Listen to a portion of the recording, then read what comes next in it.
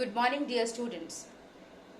We were doing chapter 5, therapeutic approaches, and in my last class, we had discussed about psychotherapy as a voluntary relationship between the client and the therapist, that is the person who is seeking the treatment and the person who is willing to give help.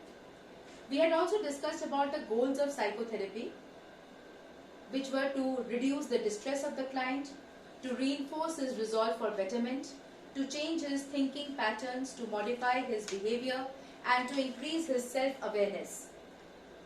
It also helps the client to take part in decision making and become aware of his choices in life. He is also able to relate to his social environment in a creative and a self-aware manner. We had discussed about therapeutic alliance as a relationship or a special relationship between the client and the therapist. We had discussed the components of therapeutic alliance as a contractual nature of relationship and the duration of limited duration of the therapy. Apart from this, we had discussed the characteristics of therapeutic relationship in the form of acceptance, empathic, genuineness, and warmth on the part of the therapist to the client, unconditional positive regard, that is to accept the client even if he or she displays rude behavior, empathy, that is to be able to put yourself into the shoes of another person and to develop an intellectual understanding of the problem. We had discussed the difference between empathy and sympathy, whereas sympathy is a feeling of pity and compassion. Empathy is to understand the plight of another person and to feel like him. We had also focused on confidentiality, which must be maintained by the therapist as per the events, feelings and thoughts disclosed by the client. After this, we had focused on the classification of the types of therapies based on certain parameters like cause, how did the cause come into existence, the chief method of treatment, the nature of therapeutic relationship between the client and the therapist, chief benefit to the client, and the duration of the treatment. Today, we are going to start with the next topic, which is steps in the formulation of a client's problem. Clinical formulation, my dear students, refer to formulating the problem of the client in the therapeutic model being used for treatment. It involves the following steps. The first is understanding the problem, where the therapist is able to understand the effect of the distress experienced by the client. So, he understands the problem or the distress which is being faced by the client. Then he identifies those areas which have to be targeted for treatment. Once you are able to theoretically formulate the problem, you have to identify the areas that need to be targeted for therapy. For example, the client is working in a job setting and he is not able to face his superiors, neither he is able to present his views strongly in a particular situation. So the behavioral therapy will involve a clinical formulation where they will state that the client suffers from one of the basic life skills, which is lack of assertiveness. So the target areas have to be identified in this way. The choice of techniques for the treatment. This is the third step. The choice of technique of the treatment depends upon the therapeutic system in which the therapist has been trained. It could be in psychodynamic therapy, it could be cognitive therapy, it could be behavioral therapy. But within this broad domain, the choice of techniques, the timing of the techniques and the expectations of the outcome depend upon the clinical formulation. So, we can say that the clinical formulation is an ongoing process and the formulations may require some kind of reformulations or modifications as the clinical psychologist gains more and more insight into the process of therapy. Usually the first 1 or 2 sessions yield a lot of material which can help in the clinical formulation. It is not advisable to start a psychotherapy without a clinical formulation. Now, after this we are going to focus on the types of psychotherapies. So, the first psychotherapy that I'm going to take up is psychodynamic therapy. Students, you have already read from your previous chapter, that is in chapter number 2, that Sigmund Freud was the pioneer of psychoanalysis, and he therefore pioneered the psychodynamic therapy. His close collaborator Carl Jung modified it to something which is known as an analytical therapy. But Freud's successors, who are called the Neo-Freudians, about whom we have studied in chapter 2, they established their own versions of classical psychodynamic therapy. The psychodynamic therapy has conceptualized the structure of the psyche, dynamics between different components of the psyche, and this as the source of psychological distress. The primary focus of psychodynamic therapy is to reveal the unconscious content of the client's psyche in order to reduce his tension. If you remember, in chapter 2 we had done that the unconscious is a reservoir of conflicts and desires, hidden desires of a person, which he is not able to share with the outside world because his ego constantly alerts him. So you know that the childhood experiences and unresolved conflicts or unfulfilled desires, they influence a person's behavior according to Freud. The goals of psychodynamic therapy is to help the client develop a self-awareness about his past problem and how it is being manifested in his present behavior. So psychodynamic therapy takes out a lot of material from the unconscious, as you can see from this particular picture, and tries to make the person aware about the problem by integrating it into the conscious.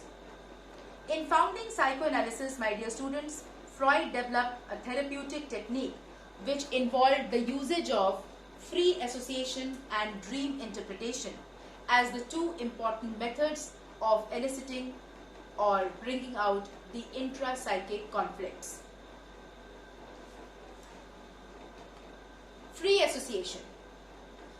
The free association technique, here the client is asked by the psychologist or the therapist to lie down on the couch, close his eyes, and to speak whatever comes to his mind without putting a censor or without putting any kind of supervision or a stop on it. So the client is encouraged to freely associate one thought with the other. That is why it is referred to as free association. So the topic could be a memory, a dream, a fantasy, or a recent event.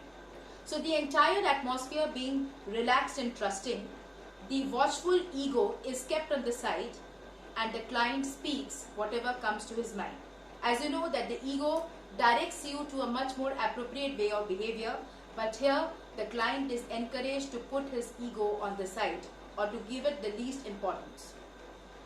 The free flow of ideas, desires and conflicts which have been suppressed by the ego emerge into the conscious mind. The next type of technique is called dream interpretation. Dreams are the royal road to the unconscious, as stated by Sigmund Freud. So what is a dream? Psychoanalysis look upon the dreams as symbols of unfulfilled desires present in the unconscious. The images of the dreams are symbols which signify intra-psychic forces. If the unfulfilled desires are expressed directly, the ever-vigilant ego will always suppress them, because ego, as I told you, alerts you and directs you to the appropriate way of functioning.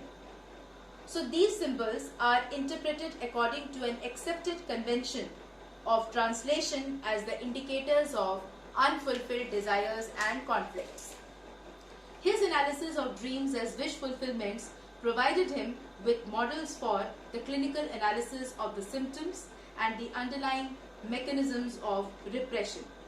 On this basis, Freud elaborated his theory of unconscious and went to develop the model of psychic structure which we have studied in chapter 2 as id, ego and superego. Now, having discussed the techniques of psychodynamic therapy, we come to the next topic. We have also discussed we have described these methods. So, free association and dream interpretation, as you can see from this slide. I have already discussed this few minutes back. So now we come to the next topic, which is modality of treatment. Transference and interpretation are the means of treating the client. The client starts to first of all identify with the therapist as the authority figure of the past, usually of his childhood. The therapist could be seen as a father who has been always punishing him, or as a mother who has been neglecting him, or any other member of the family, maybe the uncle or the aunt or the brother or sister, who has created a significant impact on his psyche. The therapist in this case has to maintain a non-judgmental and a permissive attitude, allowing the client to continue with the process of emotional identification. That means the client is emotionally identifying with the therapist as those authority figures of the past. This process is referred to as transference. So what is the role of therapist here? The therapist for the client becomes a substitute for that person who has been the authority figure of the past, and he is transferring all his emotions and acting out his frustrations and depressions that he had nurtured towards that person in the past towards a therapist. So this stage where the therapist becomes a substitute for that person is called transference neurosis. Now transference can be of two types. One is positive transference and the other is called negative transference. In the positive transference, the client idealizes or likes the therapist and falls in love with the therapist. And in the negative transference, the client has a feeling of anger, hostility towards the therapist. The process of transference is now met with the process of resistance. Resisting means preventing something from happening. My dear students, the client also here prevents the progress of the therapy in order to protect himself or herself from recalling those painful unconscious memories which can increase his distress level. So due to this particular resistance, it can be of unconscious as well as conscious. What is conscious resistance? When the client deliberately hides some information. And unconscious resistance is assumed when the client becomes silent during the therapy session, recalls very trifling details, misses his appointment and comes late for the therapy session. So you can see from the picture here that the therapist is waiting and the client is nowhere. So if it is not resistance, then what is it? And what do we do about it? That is what the therapist says. Interpretation. Interpretation is a fundamental mechanism by which the change is brought about. So you can see from this particular slide that first of all, through dreams and free association, the unconscious material is pulled out, and then comes a process of transference where there is emotional identification with the therapist, followed by resistance when the client is trying to oppose the progress of therapy. Interpretation, continuing with the same. Confrontation and clarification are the two analytical techniques of interpretation. What is confrontation? That is being face to face, where the therapist points out to the client that this is the aspect of psyche which you need to face. And clarification is a process by which the therapist brings a confusion into sharp focus.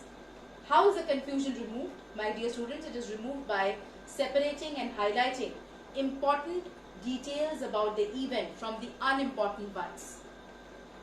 So when important things are being segregated from unimportant ones, things are brought into clarity. It is the pinnacle of psychoanalysis. The process of interpretation is considered to be the pinnacle of psychoanalysis.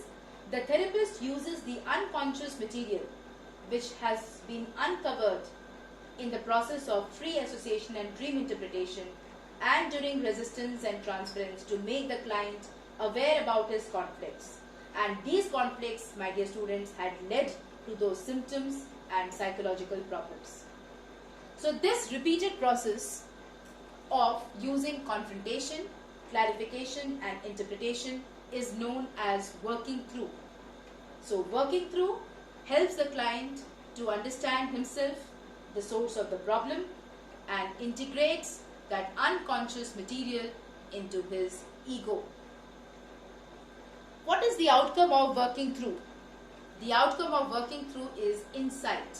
Insight means in-depth understanding. Well, it is not a sudden event. It is a gradual process wherein the unconscious memories slowly get integrated into the conscious awareness. So these unconscious events and memories are re-experienced further in the process of transference and are worked through. So the client, as a result of all these processes, starts to understand himself both at an intellectual level and at an emotional level.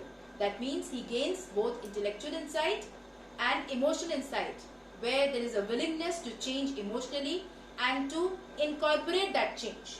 That is very, very important. So this willingness in making the change happen is the point of the therapy, which is coming to an end as the client has gained new understanding of himself, about the conflicts of the past, and what about the defense mechanisms that he had held, and the physical symptoms are no longer present, so he becomes a psychologically healthy person.